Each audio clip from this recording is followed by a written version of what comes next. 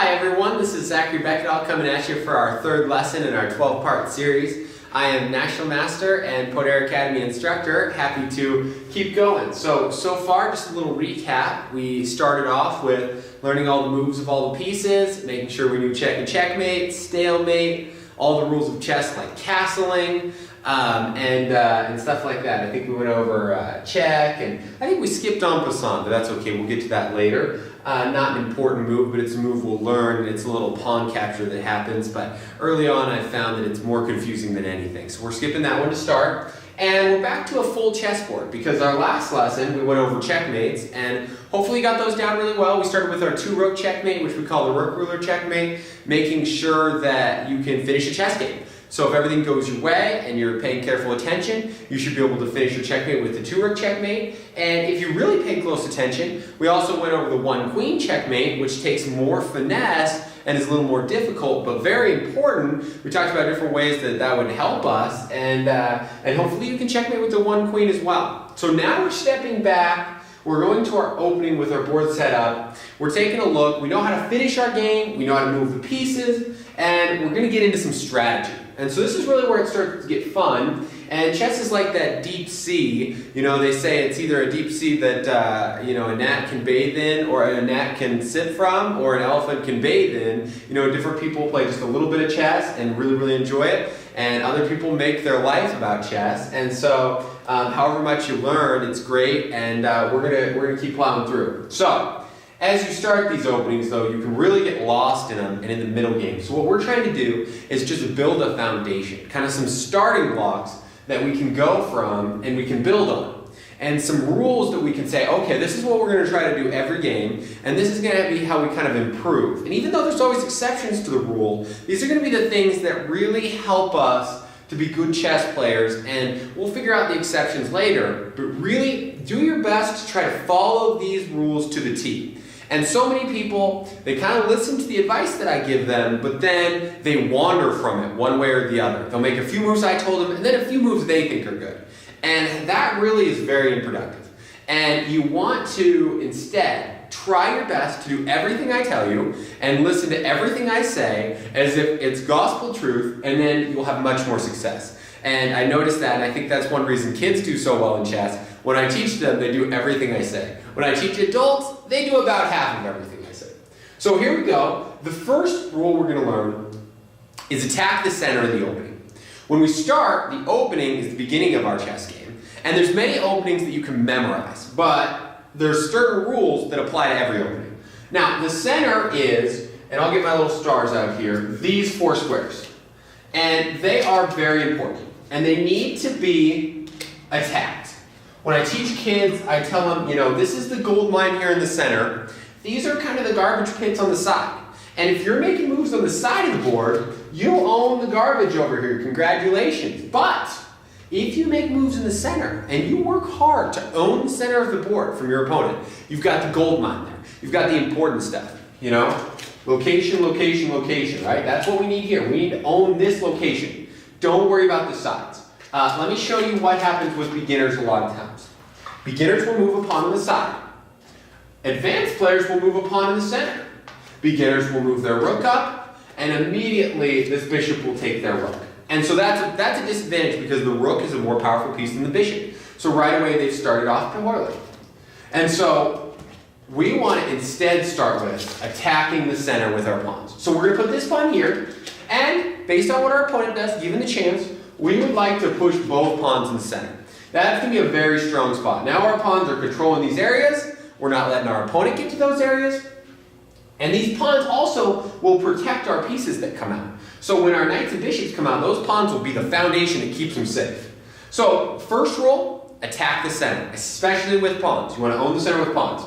Second rule, you want to move the minor pieces out. Now in chess, there's a few different pieces. We just call pawns pawns.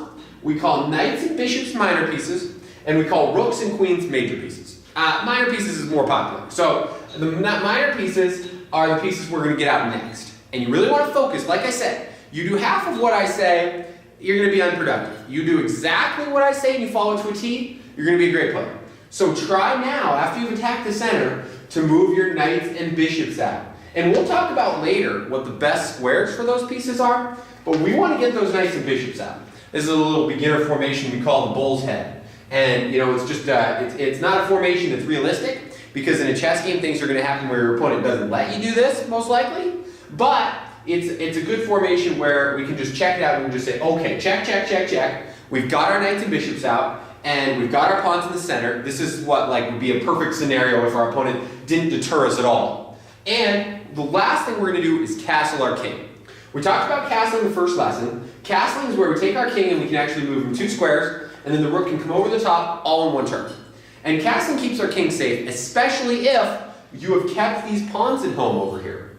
So we want to make sure when we castle, these pawns stay here at home, and they are keeping our king safe.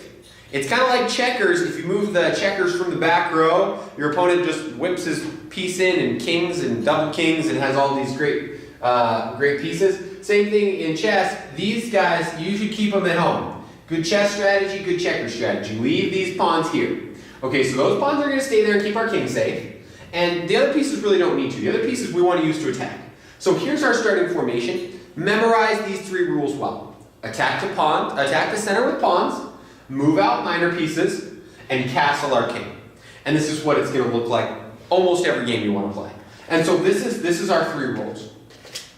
So we're going to memorize an opening next lesson called the Gyoko Piano, where we actually see the chess moves in action, where we see what happens when we attack the center, our opponent defends the center. We attack the center, our opponent defends it, and how it would look more in real life. Because normally when you put a pawn in the center, your opponent's going to counter you and not let you take that pawn. Or not let you push this pawn in the center. Now if you push this pawn in the center, you're going to get captured, and we've got a war for the center, which is really what should happen in chess. And there should be a battle for the center. So usually what happens in chess is when the center pawns come out, now we start moving our knights and bishops and getting castled. And some good advice, especially for beginner players, is get castled very quick. A lot of times beginners will forget about castling and do it way too late, or they'll lose their opportunity. Because remember, a couple things in chess are that if your king moves or your rook moves, you're not allowed to castle. And if you're in check, you're not allowed to castle. So do yourself a favor and get castled early before one of those things happens, so that you can make sure that king stays safe on the side.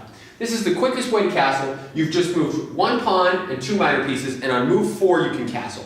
If you do that, you're really leading yourself to success because you're making sure your king is safe. After you've made sure your king is safe, it's a great time to go after your opponent's king, and we'll talk about attacking and stuff like that as well as we keep moving. So this will set you up for success. We've got our pawns here, our king's safe, we've got knights and bishops out, again we got a pawn in the center. And we're making a lot of moves for white just to kind of show you examples. Now I want to show you examples as we go through of good moves and bad moves and where we can put our pieces the best. Before I do that, I think it's very important that we learn our hierarchy of pieces and we make sure we know how valuable every piece is. So every piece has a point value that we attach to it, so we know when we're playing our chess game how important it is and how much we want to trade for it. So pawns are our smallest piece. We say they're worth 1 point. Every pawn, 1 point, okay? Obviously, pawns can be more valuable as they get across the board. And every piece, if we put them in a position to be successful, are going to be worth more. So our pawns are worth 1. Knights and bishops are our minor pieces. They're worth 3 apiece. So knights are worth 3, bishops are worth 3. They do different things. The knights can jump over pieces. The knights can get to all the squares on the board. And the knights are very tricky. Whereas the bishop's not very tricky, but they're a long distance piece and can be very valuable in that way. So these have differences, but they're both worth 3. Then our rooks are worth 5 points. So our rooks are worth 5, a little more valuable than the knights and bishops. And as you saw from the rook ruler, it can be a very good piece. You have 2 knights or 2 bishops, it can be very difficult to checkmate. You have 2 rooks, checkmate's very easy. And then our queen is worth 9 points. So we got a lot of points on the hook there, and I've said it many times so far, we're going to keep our queen back and safe for the most part so that we don't lose her, and we'll only move her out once the right time comes, more likely in the late middle game when the field has cleared more. She's really dangerous then because with open space she can really travel far, and you're going to be able to stay away from your opponent's pieces if you can keep her back for a while. In the middle, when all the pieces are jumbled up, if you bring her out for 1, she's not as powerful because she's getting blocked by all the pieces. But for 2, more of a chance you're going to get captured. And with such a valuable piece worth 9 points, if you get that captured early, you're not setting yourself up for success. There's a good chance you're going to lose. So be the smart one that keeps their queen in the back gets their king safe instead, and moves their knights and bishops out. So now we know the points. Get those memorized. Remember them. Pawns are 1, knights and bishops 3, rooks 5, queens 9. Have those memorized. That way, at any point in the game, you can refer back and decide if there's a good decision or a bad decision. The king is the whole game. Both sides always have a king, so we don't need to count the points on the king. Now, what I'm saying about good and bad decisions is let's just put up a make-believe position. If we're in a position like this, the bishop can take the rook. The question is, we know we're going to get taken back by a pawn. Should we take the rook? And here, the answer is yes, because if we know the rook's worth 5 points, it's 5 points of power in our game, and our bishop's worth 3 points, when we take, even if we get taken back, it's still a good trade for us. And that's what will happen through the games. You'll have options to take pieces that are protected. And if you're trading your queen for a knight or a bishop, you're losing a lot of points. Whereas if you can trade, smaller pieces like pawns for knights and bishops or work your way up, you're going to end up with more points at the end of the game. And that's going to be the easiest way to win, is slowly get ahead by making good decisions in points. And too many people kind of disregard that and don't think about that through their game, and then they find themselves losing games not sure why, and it was because you just made 2 or 3 bad decisions where you lost points and you really just didn't count. It's just simple mathematics to make sure you make good choices. And so that was when we were talking about white starting on the side and black starting in the center and black's bishop taking. Okay, yes, when he gets taken, he is going to get taken back by the knight or the pawn. The knight could go up 1, 2, and over and take the bishop. But here, black ended up getting 5 points. White only took a bishop worth 3. White started the game down 2 points. Another bad reason for moving your pawn and your rook out on the side of the board is even if you didn't get taken, you already have forfeited the right to castle, which we talked about gets our king safe. So if you move those rooks on the side to start, you're really hampering yourself because you're not going to be able to keep that king safe either. Okay, now let's talk about where our knights and bishops are the best. If we know our possibilities and our power square pieces, we're going to know where we're going to put them. For example, we know from last lesson that our knight, or from the first lesson, attacks in a big circle around him. So we want him in the center. And if we start off with knight moves like this on the edge, our knight can only get to 4 squares. These 4 squares are cut off over here because the board's gone. If you go here, now you're attacking important center squares. 2 of our squares of the star pieces, right? 2 of our center where we put these stars, the knight's attacking 2 of them, and he can attack 8 squares instead of 4, so he's twice as powerful. So make sure you get your knights where they're happy in the center of the board. And firstly, the bishops are a little bit different than knights. A lot of times they get blocked in the center. Let's say this pawn goes here, this pawn goes here, we're thinking about moving a bishop out. Finding the best square for the bishop is a little bit different. If we stick our bishop in the center, this is actually what we call a big pawn. And the reason we call it that is because instead of doing the job of a bishop being worth 3 points, it's just hanging out doing the job of a big pawn worth 1 point. Because do you see how it's all blocked here? This bishop's advantage is they can go a long ways. So if we just leave it where it's all blocked in, that's no good. But if we move our bishop here, where it can go on a long diagonal, it's a happy bishop. I always say it's like one of those free-range bishops. Instead of free-range chickens, free-range bishops, right? These guys all cooped up, not happy, blocking our other pieces too. We can't even move our other center pawn we want to move. This bishop, very happy, attacking a long ways away. So when you're thinking about moving your knights and bishops out, try to find squares where they're going to help each other and they're going to be happy. So this lesson, not a long lesson, but a very important one. And like I said, most important thing is that you follow it to the T. If you make a couple moves in the center, and then you stop, and you make a couple moves on the side, and then a couple moves in the center, you're not doing yourself any favors. What you want to do is stick to attacking the center, stick to moving your knights and bishops out, and then castle your king on the side every game, and get good at that. And it might be a little bit of a learning curve if you've been moving pawns on the side and you've been moving your queen out early. But trust me, if you watch any good players' games, you're going to see that that's what they do, and that's what you want to do to become a better player. So we're setting ourselves up for success. So that's our lesson today. A very short lesson, but very important.